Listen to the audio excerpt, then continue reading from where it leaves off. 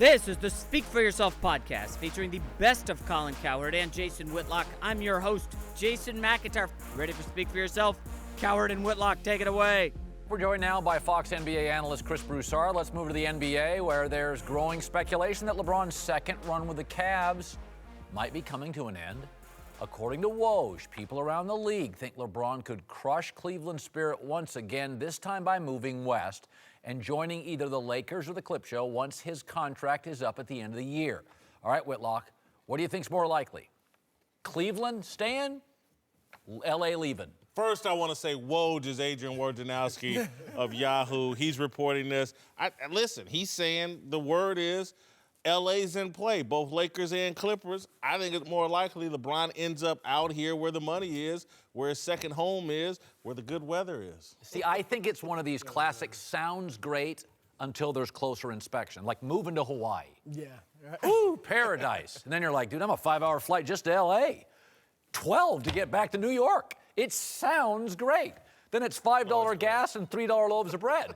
I think LA sounds great, but the Clippers are below his brand. And the Lakers have a roster full of meh. And I just don't think, listen, Kyrie Irving is unbelievable. One of the great players in the league. You're going to abandon that for Brandon Ingram? You think the league is going to allow the Lakers to continue to stink forever? They've allowed the Knicks to stink for 20 years. The Knicks have never been what the Lakers are. Years and years and years ago, the Knicks were a flagship franchise. They froze an envelope trying to fix the Knicks. I don't want to hit the NBA has allowed small markets to dominate the last 10 years. Exactly. They're not Oklahoma City. This is a free fluid market. What do you think? I think look, you never say never with LeBron, but I think he's far more likely to stay in Cleveland. Look, wasn't LaMarcus Aldridge going to the Lakers? Wasn't Carmelo Anthony going to the Lakers? Dwight Howard left. And everyone around the league was saying Westbrook was going to the Lakers. So this is just people talking that aren't close to LeBron, that don't know what he's thinking. He went back to Cleveland for many reasons, not just basketball. You know, he's doing a lot. And look, not being in L.A. has not stopped him from having a media company that Maverick Carter runs, from being in movies, from having a game show. LeBron knows, and I also think he has designs on owning the Cavaliers down the road. So he could obviously do that if he left, but I think he stays. But what kind of legacy does he want to leave, though? I mean, in regards to, he wants to win multiple championships. Right. And after this year, the Lakers won't be in a position to put him in that mind frame that they can win, no matter what they do. I can understand that Jerry West going to the Clippers now, you know, you want to bend his ear. You want to listen to Jerry West. No question. I understand that, but just knowing LeBron and what he wants to accomplish post his basketball career, how he wants to be remembered. He took the hit by leaving before. Does that mean he won't leave again? I'm not for sure, but the ownership aspect, the control of the Cavs post his career, I really think is in the forefront of his mind while he's playing. By the way, short contracts in Cleveland don't mean he's leaving. What they allow him is leverage with Dan Gilbert. And I think if Dan keeps, and he will, keeps allowing LeBron to get what he wants, he'll stay in Cleveland. Cleveland's a good spot for him. It really is. It's a good spot. He's playing with his friends. But at what point does it hit that line of demarcation, so to speak? Because Father Time is going to catch up. Yeah. So the organization, no matter what leverage LeBron has to make a decision at some point in his career. Do we keep spending money? Keep spending the money? Do we move on? See, that's also a decision that's going to have to be made down the road. And do we continue to overlook the mistakes that he's made? If I'm the organization, I would rather have Andrew Wiggins than Kevin Love. And I think in those 3 years, if they had kept Andrew Wiggins, they'd have one title. And they'd be better positioned going forward if they had Andrew Wiggins. So, again, if I'm Dan Gilbert, LeBron's got leverage, but I've got, hey, man, we've done things your way.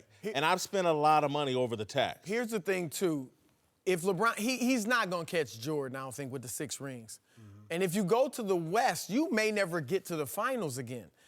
Is it better to go to 10 or 11 finals? You know, which he could do, even though you won't win 6. You could at least, the legacy would be, man, he got there every year. Right. Got his butt kicked by Golden State. I'm gonna 5 years in a row. I'm going to go real back. Better team. Real quick to your Wiggins. The only issue I have with that is his development would have been stymied in Cleveland. Yes. Because of the ball handling and ball control of LeBron and Kyrie, Wiggins would not be allowed to be the Wiggins we see in Minnesota. He was able to go in there as a young rookie, make his mistakes, learn, be in situations to win. At Cleveland, he wouldn't have been like that. And for the record, LeBron has never shown an affinity for playing with undeveloped young people. So when you say like a problem. Well, no, I mean, he likes playing with veteran, all-star level, proven, high basketball IQ, know the league. He's not a mentor. He's That really sounds like not. a problem. It's not a problem. He wants to play with all-stars. Lakers don't have one. Brandon Ingram, Lonzo Ball, he's not interested in playing with that. He didn't want to play with Wiggins. If he leaves Cleveland, which I think is a big if, there are a lot of better places to go than the Lakers. The Clippers, like you said, Jerry West makes it. Miami would make more sense. How about San Antonio? He loves Popovich. You know he put you in a position to win. I just think those are better options than the Lakers. All right, welcome back. Doug Gottlieb and Jim Jackson are back with us. Let's move to the fight everyone's talking about. Floyd Mayweather versus Conor McGregor, which is now officially set for August 26th in Las Vegas. Just about everyone thinks Floyd is going to take Conor apart. But Dana White went on The Herd today and said we shouldn't count out his guy. When Conor McGregor hits people, they react to it immediately. They start wobbling or they go down. He hits hard. And the question in this whole thing is, in 12 rounds, can Conor McGregor hit Floyd Mayweather? I don't know what's going to happen when these two guys get in there and start punching. I don't know. Nobody knows. So this fight could be horrible, or it could be one of the craziest things you've ever seen in your life. That's what makes it intriguing. All right, Cowherd, Dana can defend Conor all he wants, but Floyd is a massive favorite for a reason. Does he need to knock out Conor to justify this super fight? No, because I think everybody gets what it is. It is a payday. It's a payday for Dana, McGregor. I mean, listen, Conor McGregor was willing to give up all his advantages. So he's saying, basically, I can't do anything that would give me a fighter's chance. So I'm okay with Conor going down early or being dominated. And I think there's transparency here. This is Evel Knievel jumping his motorcycle from that camera to that one with no chance to crash. There's no chance for Mayweather to lose. We know Conor similarly is doing it for a paycheck because this is like Steph Curry and LeBron having a basketball event and Steph Curry saying, okay, I'll do it, and I won't even shoot jumpers. If you give me $150 million, I'll be humiliated. That's what it feels like to me. Like everybody's acknowledged what it is. I don't have a response to that, really, because I think that was a good one. Has there ever been a better businessman, a smarter businessman than Floyd Mayweather in the world of sports? I mean, think about it. He waited out Manny Pacquiao until Pacquiao was past his prime. Yeah. Right? And he ducked and dodged not just Pacquiao and everybody he's fought, but anybody who was capable of taking him down. And now he takes in a guy out of his normal discipline. I mean, the guy is an absolute genius. And as much as I hate it, I'm going to watch it. I'm fascinated to see it. But like, look, they call it the sweet science for a reason. He's a scientist, whereas quite honestly, Conor McGregor is not. He's an amateur. I mean, like, Dana can say what he wants about when he hits people. They're different size gloves. Oh, yeah.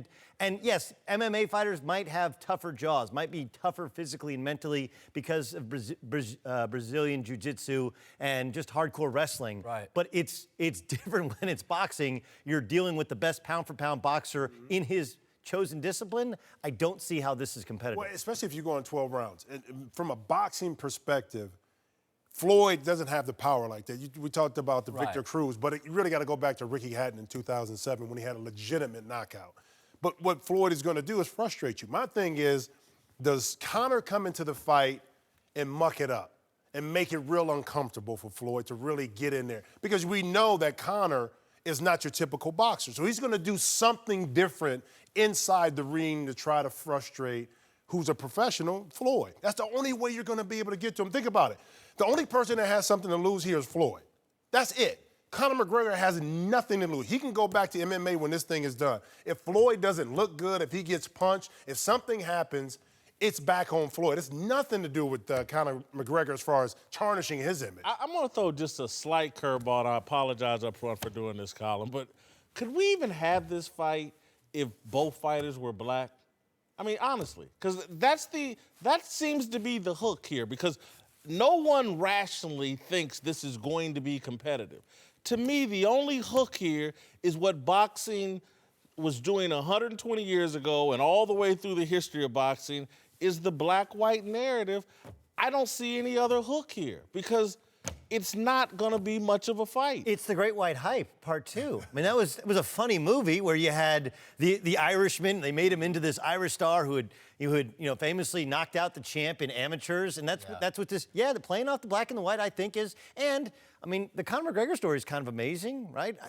Darren Ravel tweeted out that 4 years ago he was collecting welfare, and now he's going to make $100 million. The winner of this is UFC. For a boxing match to be interesting, they had to go to their rival. This is like the AFL-NFL merger. Well, you think this is a good look for the UFC? I think Joe Namath was a lot more interesting than the NFL quarterbacks. I think Conor's a lot more interesting than all the boxers. And boxing went, okay, this is the best. This is boxing, or is this Floyd saying, Floyd to me is saying, look, the American public is a bunch of suckers. Yep. And I can make $300 million for virtually no work because the public is so desperate for any type of boxing match that they will accept this farce. Well, I think America, again, when George Clooney did Batman, he didn't apologize. We all understood. He wanted to get his movies made. I'll be Batman. Steve Buscemi, Armageddon, says later, I just wanted a bigger house. Everybody in this room has done something, a speech, a camp, for $1. Now make it $100 million. I think we all know going in what it is. Well, George Clooney almost ruined the Batman franchise. Thankfully, Christopher Nolan saved it, okay? But look, I think it's not just black-white. At its core, here's why I think the American public like the Irishman, and it's very simple. We like the idea when you get in the schoolyard fight of, hey, because everybody used to fight at Jordan Elementary at the ditch. Okay, but if you fought a kid at another school, you're going to come to my school and fight. You go to yours. I'll go to your school. I'll fight with your rules. It doesn't really matter. And that's really the UFC mantra. That's really Conor McGregor's mantra. I mean, when he lost, he's lost out of weight class, because his opponent wasn't ready. I mean, so like, here's a guy who, what he's going to say is, I will fight anybody, anywhere, any rules.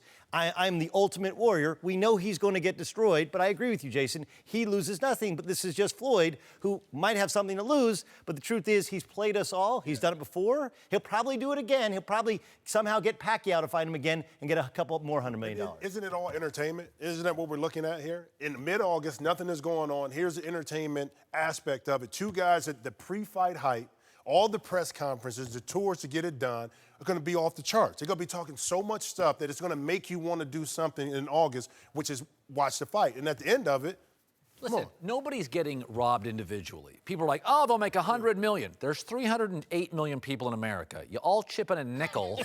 Like, nobody's getting robbed here. Gottlieb gets it. I call him, dude, can I come over? Yeah, 7 guys in a room. We all pay $9. Here's the other part it's entertaining. Here's the other part about how they get it, and Colin has said this for years, and baseball does not. You notice they put it in August. They're not putting it up against the NFL. Oh, no way. They're putting it before the NFL, kind of salivates us for the NFL season, as opposed to baseball, who's stuck with it. We're going to do October. And look, the Cubs were obviously great last year, and people watched. But if they really wanted to cash in, they would have their playoffs in August as well. Guaranteed, this will be my prediction. Floyd will embarrass him, and part 2, they'll change the rules and make it more MMA style, and we'll all do it again. And I'd watch both.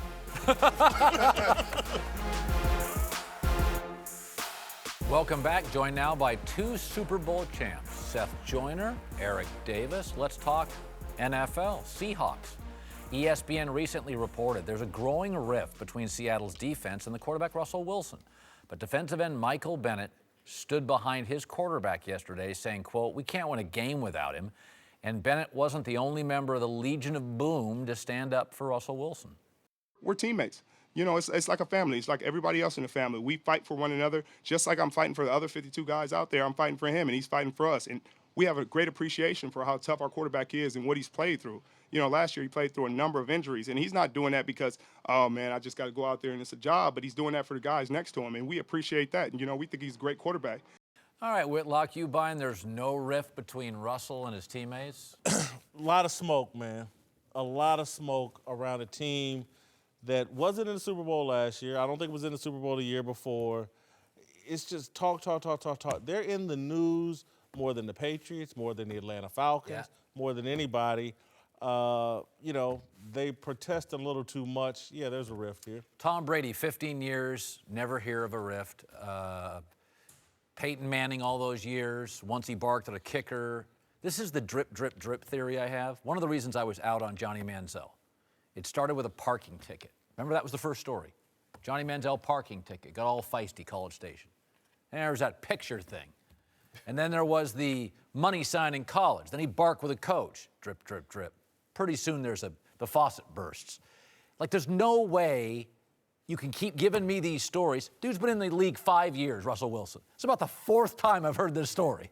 Some of it's got to be true, right? Something? No, I don't think so. Because None of it. No, I don't think so. Do I think that these guys are hard on one another? Yes. Do I think that we were hard on one another as teammates when I played? Yes.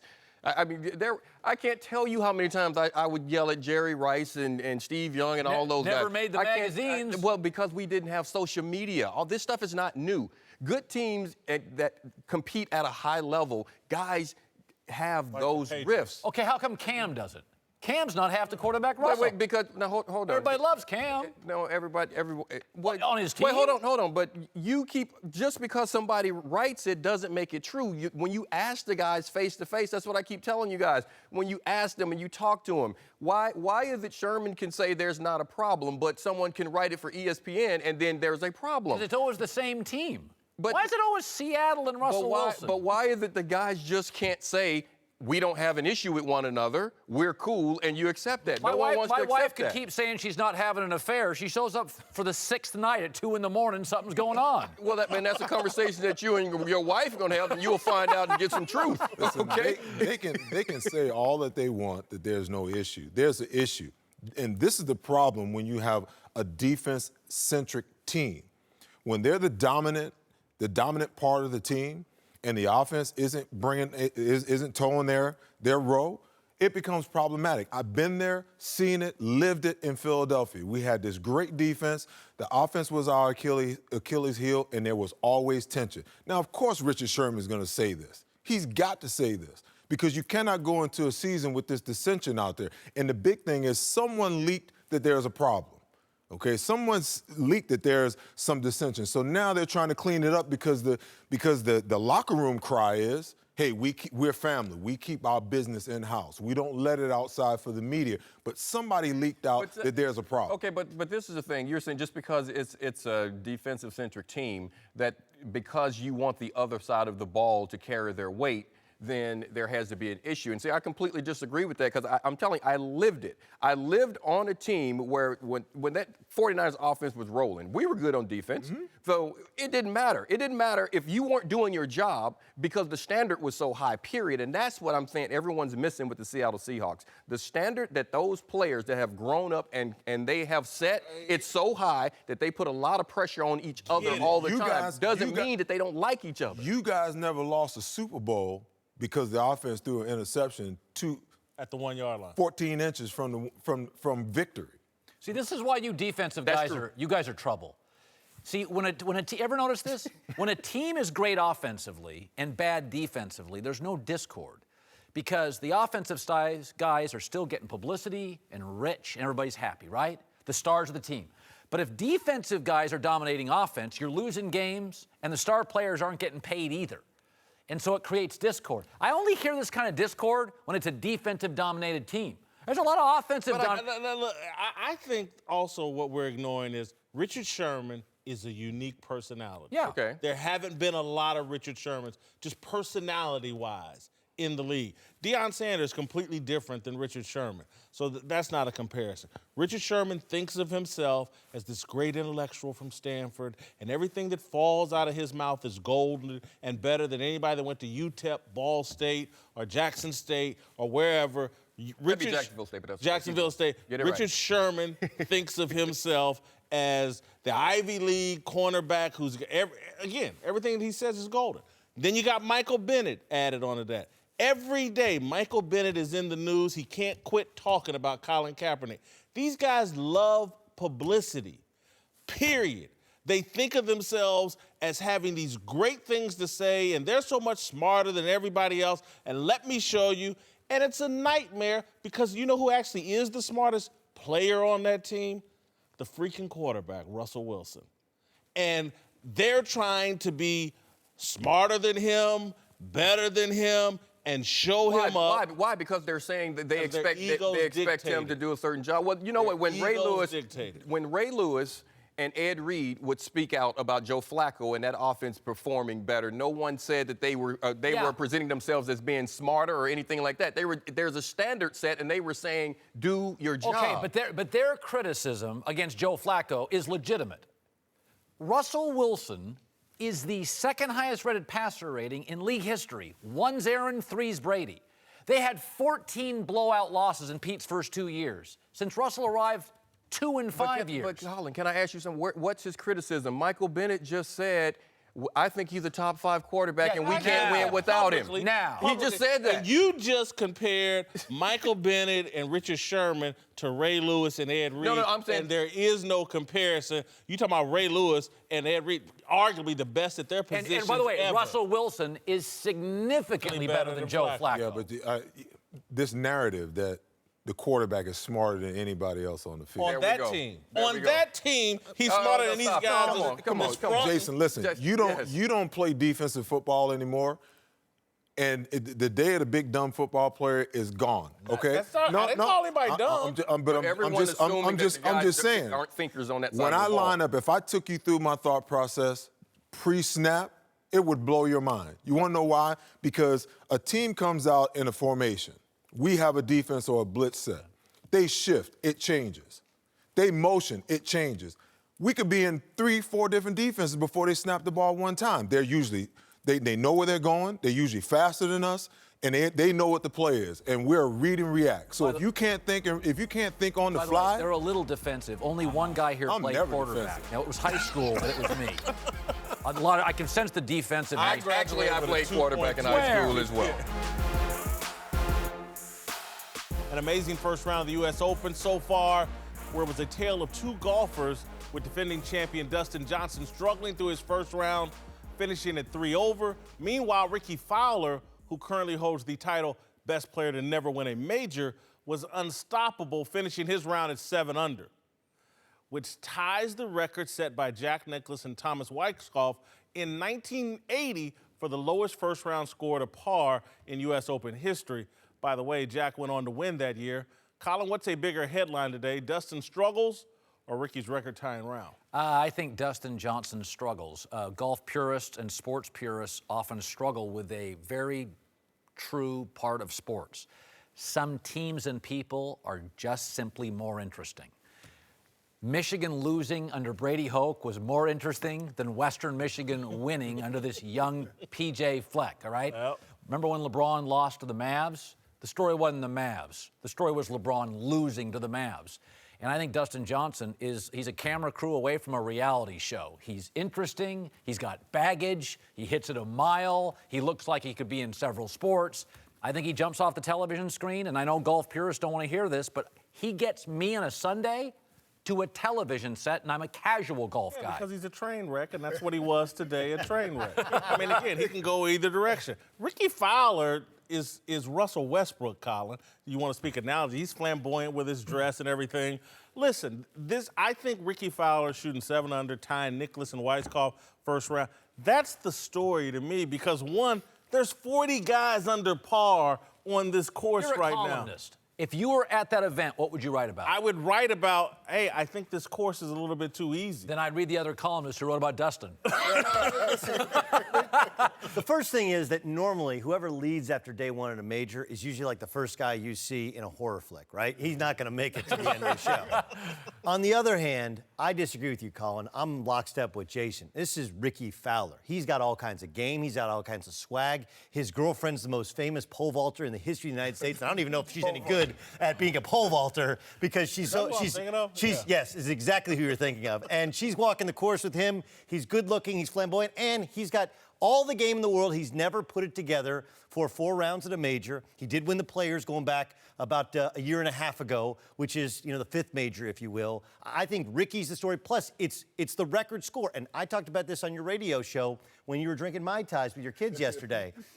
The USGA is smart. They set up this course for scoring. They watch basketball. They change the rules for scoring. Football, change the rules for scoring. Nobody wants to see what they've had 6 of the past 12 years where over par wins. We don't want to see golf just kick the hell out of these guys the first couple days. Under par, and we'll see if Rickie can hold on. That's the story. Well, I like Rickie, but I'm going to go back to your point about intriguing. The Masters this year with Sergio, the ratings were down, okay? Even though Sergio won, it was the first time, but the Master ratings were down.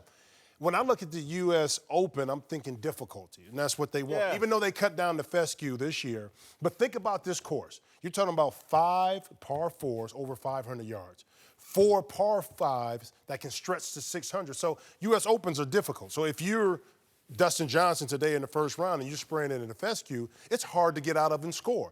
But from Rickie's perspective, think about it. It rained. It's going to take some distance off of your drive, but you can seek the pin now in your second, third shot. So now you're able to score lower. So from Rickie's perspective on day one, it's a bigger story. Now, if Rickie's there on Sunday, does it draw in the crowd and get the ratings if Dustin is not there? That might be a different story on Sunday compared to today.